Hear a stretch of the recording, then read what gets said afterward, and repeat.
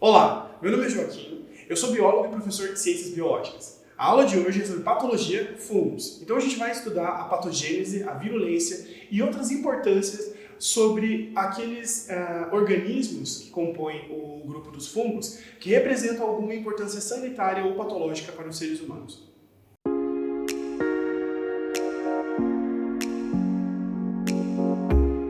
Olá, estudante! Hoje vamos falar de fungos no contexto da patologia. Vale lembrar de que isso daqui vai ser uma síntese e pode servir também como uma orientação para os seus estudos, mas é muito importante a leitura do material base, ok? Então vamos lá. Como que ocorre então a patogênese fúngica, né? Então, a relação de como surge, causa e as consequências das patologias relacionadas a fungos. Os efeitos neles em seres humanos são muito diversos. E mais do ponto de vista médico, a gente pode dizer que existem três principais categorias da interação patogênica entre fungos e humanos, que é as micotoxicoses, as doenças por hipersensibilidade e a colonização do hospedeiro e processos patológicos que resultam dessa colonização. Bom, vamos lá então que a gente vai passar por essas três, algumas delas mais brevezinhas e outras a gente vai dar uma maior importância. Vale lembrar, para entender essas três categorias, de que muitos fungos produzem substâncias venenosas, que são as chamadas micotoxinas, o que nos levam ao primeiro tipo, que é a micotoxicoses. Essas podem causar intoxicações e lesões de agudas ou crônicas, inclusive.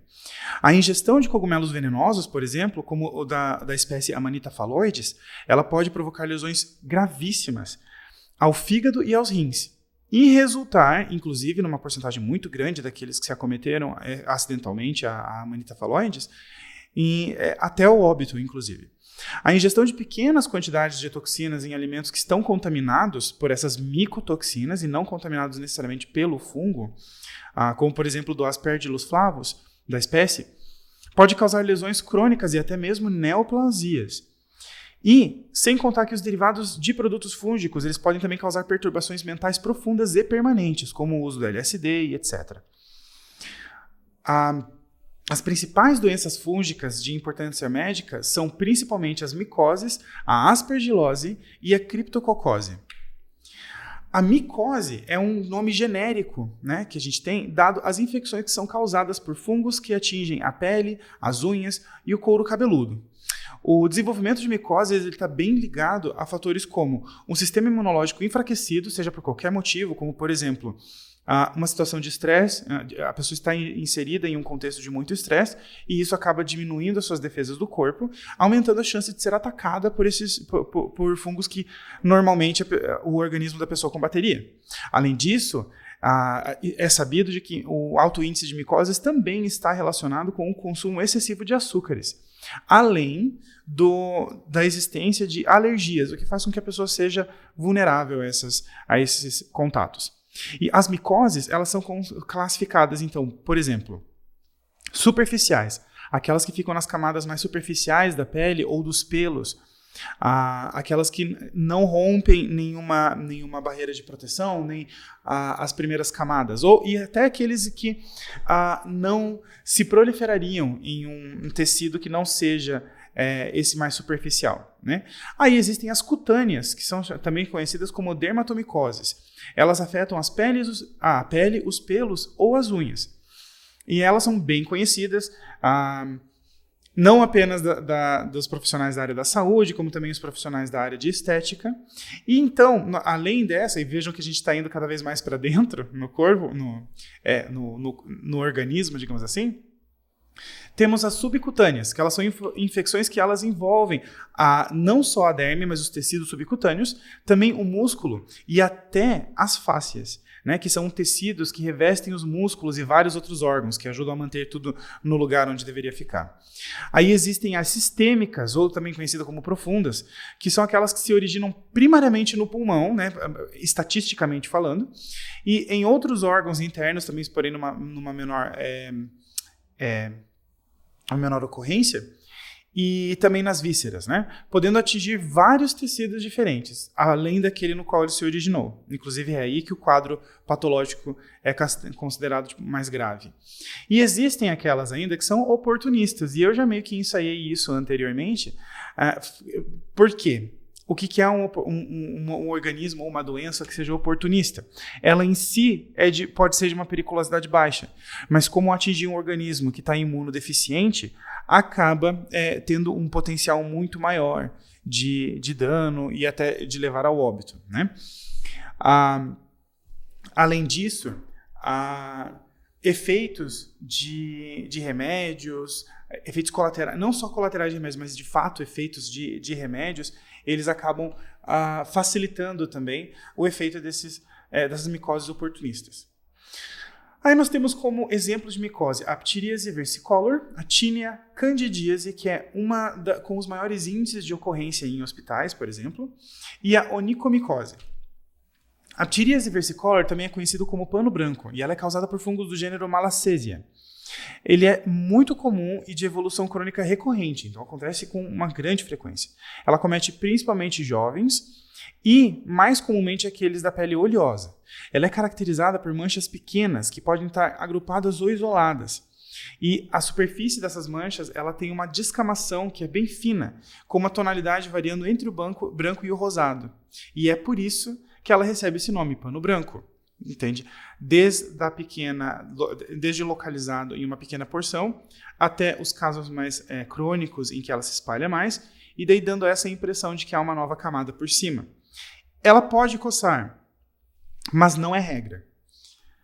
A candidíase, por sua vez, que tem uma diversidade gigantesca e uma variação muito grande na forma como acomete o organismo, ela é causada por fungos do gênero Cândida. A espécie relacionada com a maior parte das infecções encontradas, né, em ambiente hospitalar ou diagnosticada está relacionada com o Candida albicans. O modo de transmissão ele acontece no contato com as mucosas ou secreções da pele relacionadas às mucosas que estejam contaminadas, ou seja, da pessoa doente, que foi em secreções e mucosas dessa pessoa acometida. Porém, uma outra possibilidade muito real e que causa muita preocupação às equipes médicas é a disseminação endógena também do patógeno. A doença é classificada quanto ao local na qual ela aparece, podendo ser vaginal, peniana, oral, esofágica ou ainda na derme, né, na pele. A candidíase vaginal ela acomete principalmente mulheres com sistema imunológico enfraquecido ou com uma microbiota vaginal que esteja desequilibrada. Portanto, está aqui, inclusive, a relação do porquê que certos sabões e sabonetes acabem facilitando, não necessariamente dizendo causando, mas facilitando o desenvolvimento de um quadro de candidíase vaginal. Ele é caracterizado por aquele corrimento esbranquiçado e com bolhas, causa muita coceira no local e pode desenvolver uma situação de dor, vermelhidão e ela causa um desconforto considerável durante a relação sexual exatamente pela irritação das mucosas e dos tecidos que estão acometidos. A candidíase peniana, por outro lado, ela não é tão comum. Ela acomete principalmente homens diabéticos ou com uma higiene precária. Os sintomas são similares, né? Então é coceira, tem a ardência, o inchaço na região da glande, a dor e o desconforto durante a relação sexual também por causa dos efeitos naquele tecido, uma ardência pronunciada durante o urinar. Em quadros mais avançados, ela acaba gerando feridas na pele e pode ser em toda a região peniana. Ela também é caracterizada por um odor forte ali e característico. Então, o surgimento desse odor, no geral, desperta a atenção de um observador um pouco mais atento. E por vezes, no caso da candidíase peniana, também acontece o corrimento branco. No entanto, ele é bem mais característico da candidíase vaginal. Ela pode acontecer na região da boca também. Ela acomete tanto crianças quanto idosos e principalmente relacionada com a presença da doença de diabetes. Os sintomas, então, são pequenas aftas na boca, a dificuldade para deglutir também, as manchas brancas dentro da boca ou na língua, mas não deve ser confundida com a saburra lingual, né, ou a saburrose, e ela também causa rachaduras no canto da boca. A candidíase no esôfago, por outro lado, é uma doença bem mais rara e que predomina em pacientes que estejam com a imunidade baixa. Ela causa daí dor ao engolir, dor no peito, também bem pronunciada, pode promover a perda de apetite, causa dores abdominais e é acompanhada, em casos já estabelecidos, por náusea e vômito também. A candidíase na pele, ela comumente ocorre em locais mais propícios à proliferação de fungos, porque ela precisa da umidade e do calor para esse desenvolvimento. Então, locais mais adequados seriam axilas, nádegas, virilha, barriga, pescoço, a parte entre os dedos, também a parte interna da coxa e, no caso das mulheres, sob as mamas. Também é bem comum de acontecer.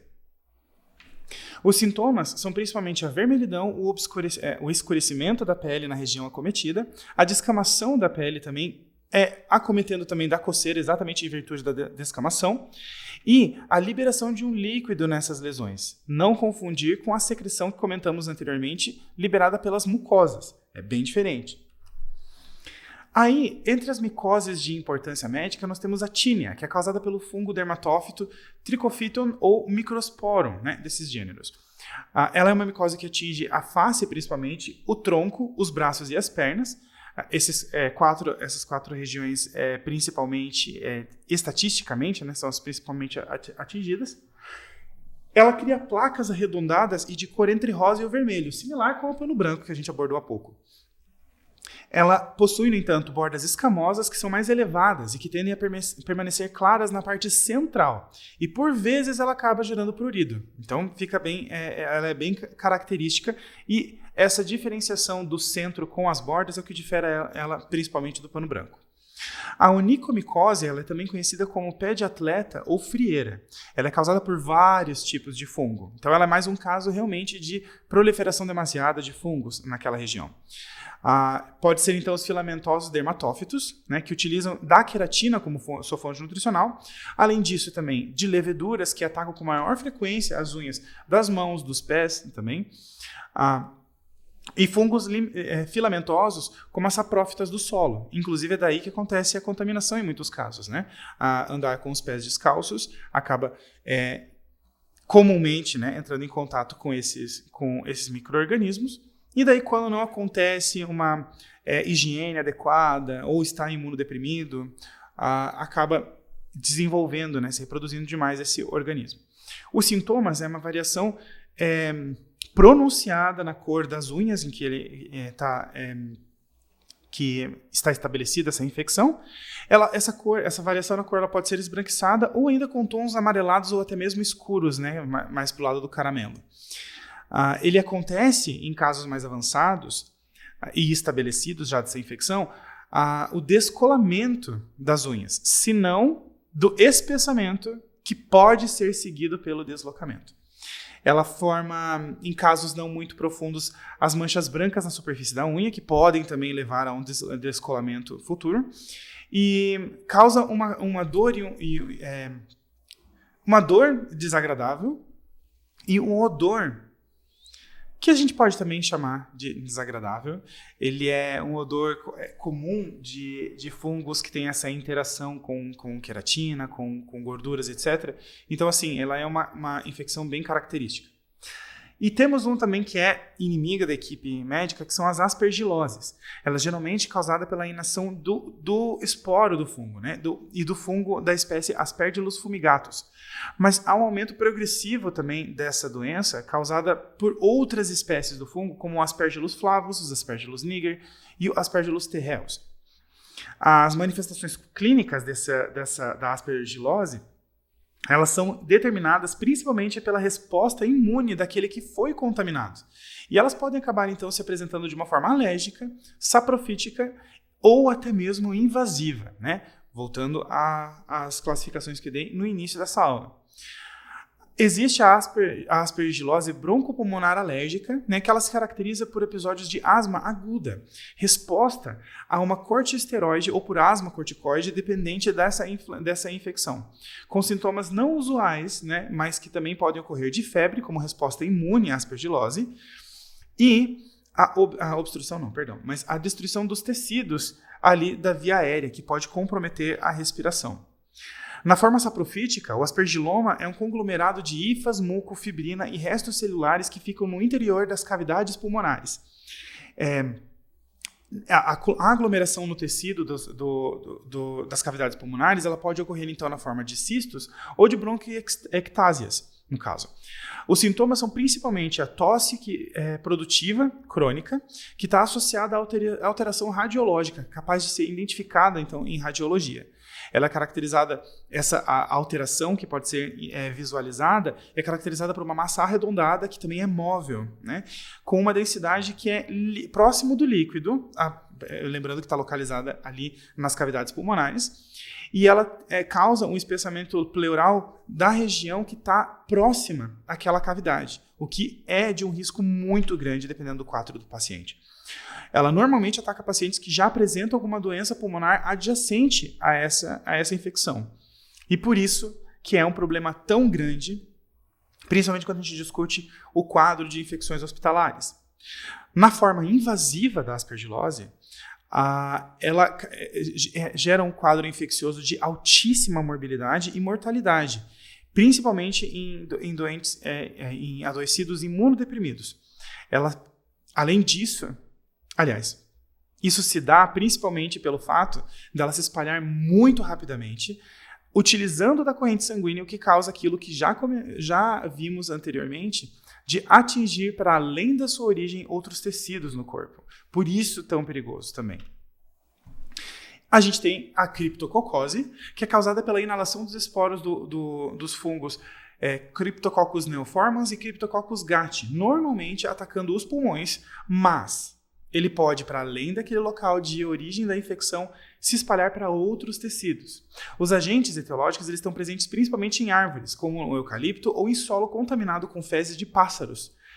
Principalmente estatisticamente com relação às cidades ou a regiões urbanas, né, de habitação humana, principalmente relacionado com pombos. Por isso que há uns tempos atrás, haviam campanhas dizendo para não alimentar os pombos, para desconstruir aquela imagem de sentar na praça e alimentá-los, porque ele estava se tornando um problema de saúde pública, principalmente relacionado a contágio por criptococose, que causa quadros clínicos de muita importância. Eles atingem principalmente pessoas com sistema imune comprometido. Portanto, entre crianças, idosos, pessoas acometidas por alguma doença imunossupressora ou utilizando imunossupressores para algum tratamento e etc. Porém, eu gostaria de finalizar essa parte aqui da relação com patologias falando que, ao contrário do que parece, quando a gente fala de micro-organismos, a maioria deles não apresenta uma importância patológica para os seres humanos. Nós estamos focando na parte patológica, mas vamos falar um pouco das importâncias dos fungos. A gente precisa lembrar que os fungos eles são amplamente utilizados na produção de pigmentos, por exemplo. Eles são utilizados em larga escala na indústria de alimentos e a produção de fungos comestíveis. Na indústria, e por que eu coloquei essas duas categorias, né? O uso na indústria de alimentos e a produção de fungos comestíveis. Porque a gente pode se alimentar diretamente deles, mas eles são historicamente envolvidos na produção de alimentos como queijos, por exemplo, né? Na fermentação da cerveja, por exemplo, na fermentação do vinho. Os fungos eles também são utilizados para recuperação ambiental e eles decompõem a matéria orgânica. Na realidade, não fosse os fungos, não existiriam as florestas e os bosques que nós temos hoje. Retirem os fungos de uma floresta e ela morre. Eles são utilizados amplamente, de forma muito importante, na produção de antibióticos, apesar de serem poucas espécies relacionadas com isso, e elas estão associadas com vários animais e plantas. Então, a existência desses fungos na natureza, inclusive conosco, né, com nós seres humanos, é muito importante até mesmo para o equilíbrio e a sustentabilidade do bioma. As micorrizas que se associam, e essa associação, aliás, essa relação de associação entre fungos e plantas, através de suas raízes, são essenciais em alguns casos, por garantir para a planta benefícios que sem as quais, em alguns casos, ela acabaria definhando e causando, então, esse desequilíbrio daquele ecossistema. Em áreas afetadas ou de ciclos, né, então, por exemplo, que sofrem queimadas para renovação, eles estão presentes como uma das primeiras organismos a se apresentarem ou se recuperarem e se fazer presente novamente naquele ambiente. E, além disso, eles são diretamente ligados com a formação do solo a partir da decomposição de rochas. Existem também aqueles que são fungos medicinais, que o consumo dele próprio, sem nem manipulação farmacêutica, laboratorial, eles são medicinais. Além disso, eles fazem o controle biológico, porque a gente sabe que, para a biologia, a morte não é em si uma coisa ruim.